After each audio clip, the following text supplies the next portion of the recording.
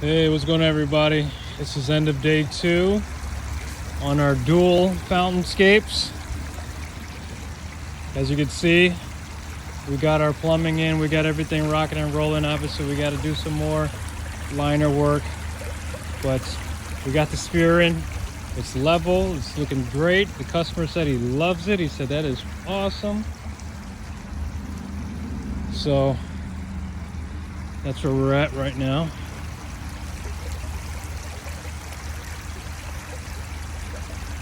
Got that going. It looks so beautiful.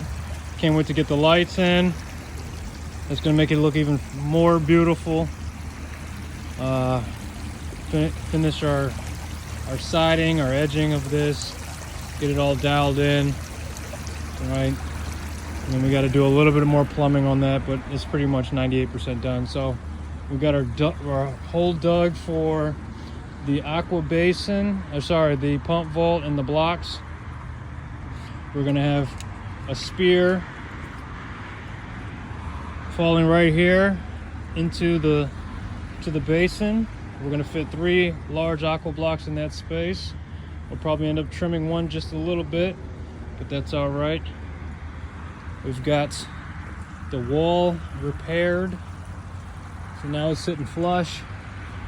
So we will backfill that, get ready for mulch. Should have the mulch tomorrow too, and we are good to go. What do you guys think? 2 days worth of work. Got all the trees out, stumped them. Now we got our 2 Fountainscapes. It's gonna look really nice. And then next year we'll be putting a patio. We're gonna use decomposed granite. And we're gonna do a patio, a little walkway that comes in and goes out. Nice little circle, like a light bulb effect, lollipop effect.